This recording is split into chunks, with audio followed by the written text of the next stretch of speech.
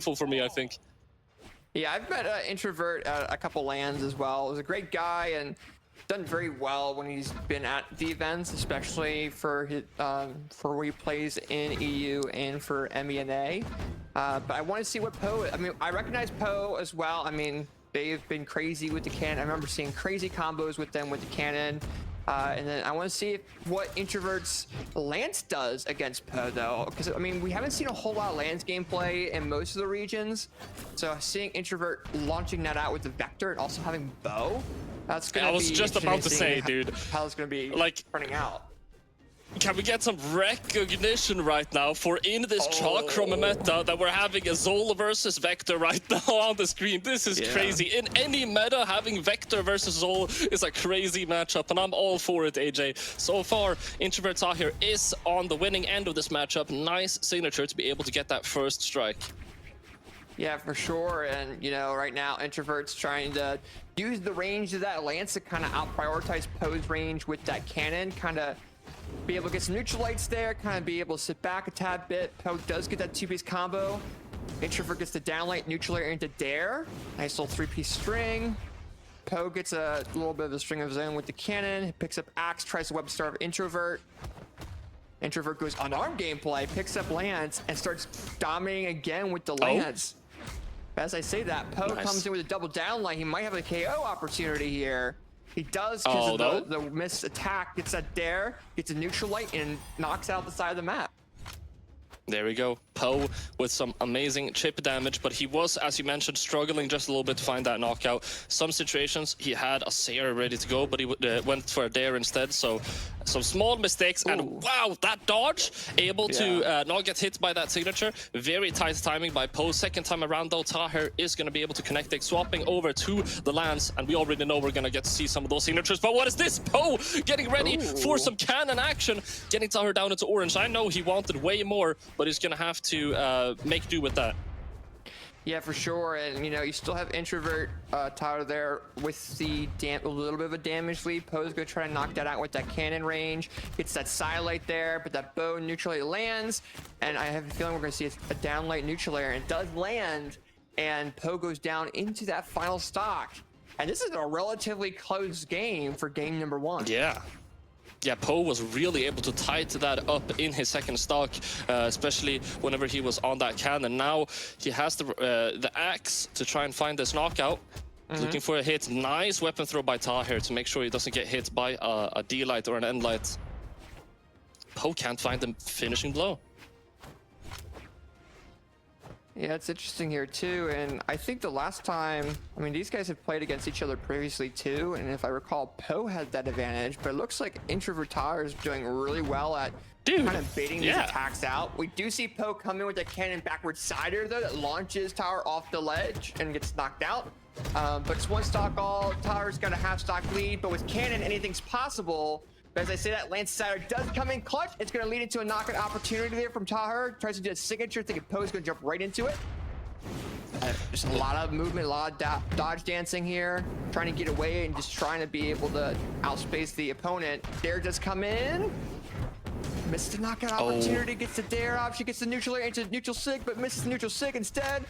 Throws the weapon away, picks up Bow, gets the down signature, and Taher takes game number one over seed number 2, Poe of MENA.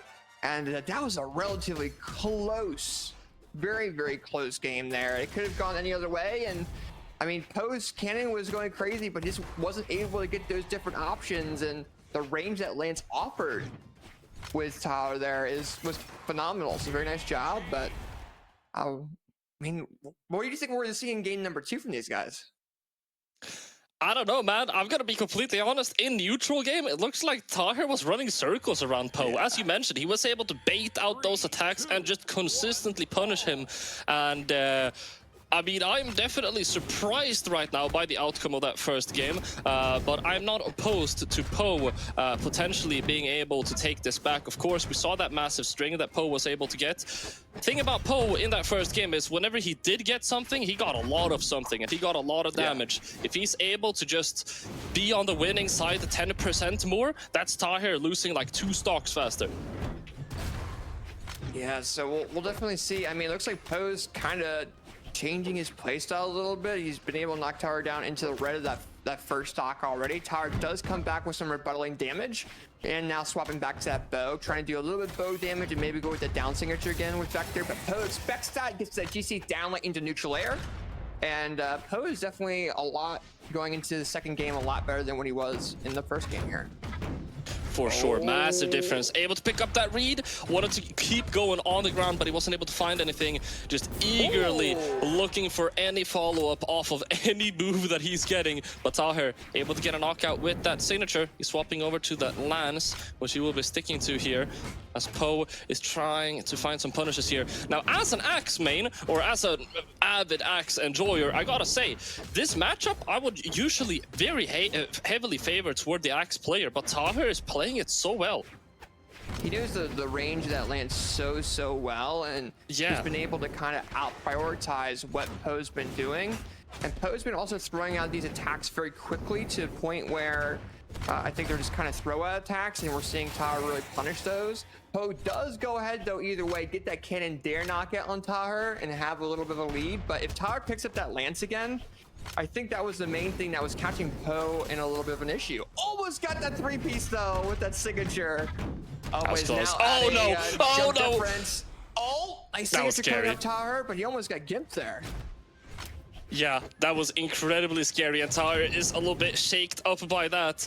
Now, both players on stage being very, very careful. Taher able to find that recovery, which is going to lead to the knockout. He's down into yellow, which isn't that big of a deal, especially considering he has the weapon advantage. Down into orange now. That GC was so scary, and Poe picked up a cannon right beneath him. That could have been devastating. It could be for sure, but I think he kind of knew Poe was going to sit back and try to regroup and do some sort of string, some damage build up here and there.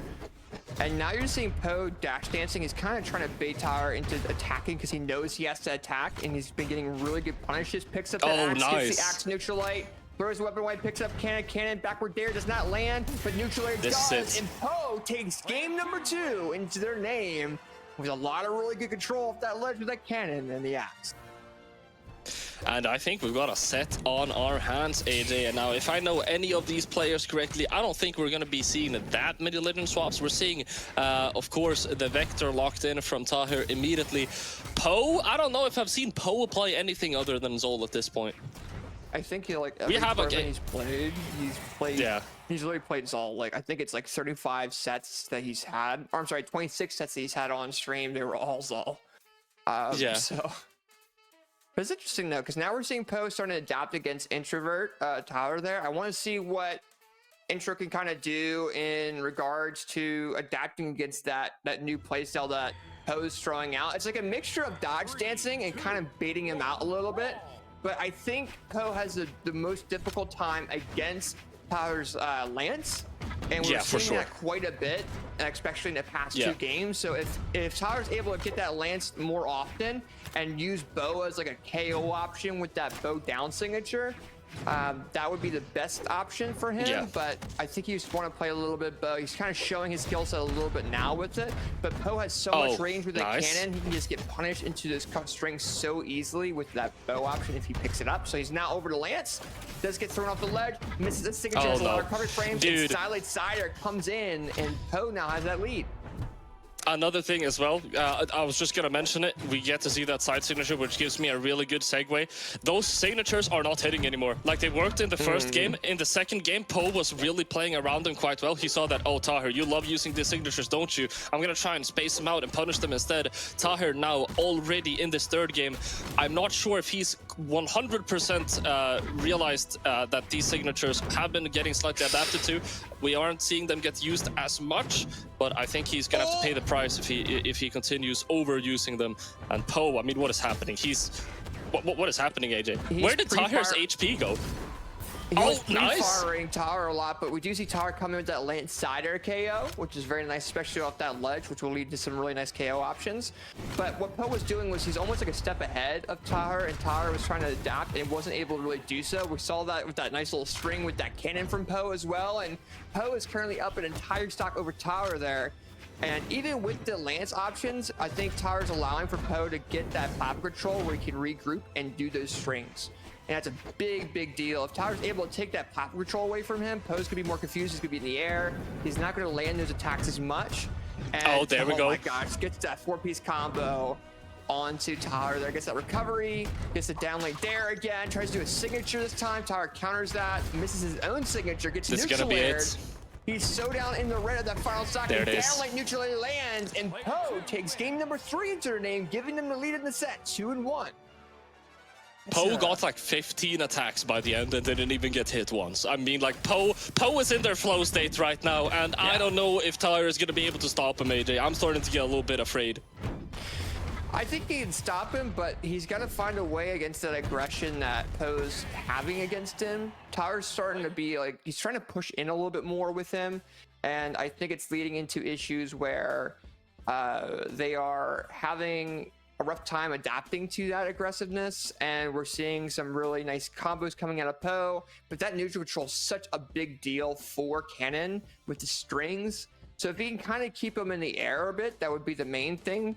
But using that Lance, using that platform control, doing the string build-up damage with Lance, that's a huge deal. And I want to see what Taher plays. I don't know if they're going to be playing Lance again. The Lance was working. Maybe they realized that the bow wasn't the best option, and they might be going to a different Lance legend, maybe, because they're still deciding their legend currently. Yeah, I definitely think Taher is probably still going to be on the Lance. We are seeing the vintage Taher pick coming out. You can already tell both me and AJ are excited. Should we tell the viewers? Are we gonna have to wait, or are we gonna make them wait until the game finally starts? We're gonna make them wait, but that is a very nice color red on that character there, and they're figuring out maps now. And we're going to Demon Island. Oh, hold up, there we go. Taher's picking the OG Scarlet, level 100 Scarlet to be exact, and they are gonna try to use that hammer a bit more. It seems to kind of use a better secondary weapon than fully relying on that Lance, and also it's a whole new signature set. So maybe for Taher, like, okay, he's adapted to the signature set of Vector. Let's go over to Scarlet and see what we can do with that. Swapping over to the OG comfort pick to try and see if he can make something happen here. You can already see the hammer putting in great work so far. Poe is not able to touch the ground, but as soon as he does, he's able to find a lot of damage of his own. Taher is struggling. He finds that dare on the way down, though. This is, I feel like there's been such a vibe change, AJ. Like, Taher is really putting himself out there right now. Well, Taher feels a lot more comfortable being aggressive because he knows different attacks will land, and he's not whiffing a lot of different attacks. He wasn't last game, but he was worried about throwing certain things out, I feel, because he wasn't comfortable with them landing, which held him back. But now when he's on the Scarlet, that OG pick, you're seeing a lot of like risky gameplay. It's landing. Poe does pick the axe recovery, though. Has Taher off that ledge, tries to get that backward dare, but actually gets the backward recovery instead, and takes a little bit of a lead. But Taher is doing a lot, looking like he's a lot more comfortable going against Poe and being aggressive, but kind of counteracting that over aggressiveness from Poe that he's throwing out. And currently it's 2 stocks all. Taher knocks out Poe's first stock, and Poe looks like he's having a little bit of a rough time against Taher's Lance, but he's keeping up. But it's really close at the moment. It is close at the moment. Poe is able to get a couple of strings, but Taher is picking it up right where he left off, getting a couple of hits of his own. We're getting some intense neutral here as both of the players are trying to get the smallest advantage possible. Taher now down into orange as he's getting thrown off stage. This is looking bad. This could lead to a knockout. Poe able to find the soft read. I'm holding my breath. Sair comes out. That's going to be it. Yeah, that cannon that Poe threw out, he kind of realized that he was out-aggressing Taher with both of his weapons, and now Taher's got to find a way against that aggressiveness, especially this is game number 4. If Taher loses this, he's down 1 game. There's a lot of pressure on him, so you're going to see him throw a lot more riskier attacks.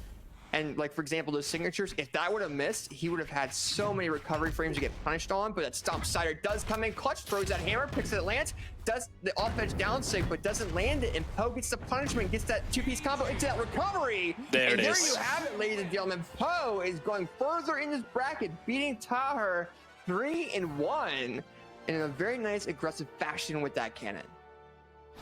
Very, very nice first game from Taher, but Poe, as soon as he was able to adapt, I mean, it's been the Poe show since then, looking really, really strong on this Zol pick, and we are going to be able to follow Poe further into the bracket, but that is unfortunately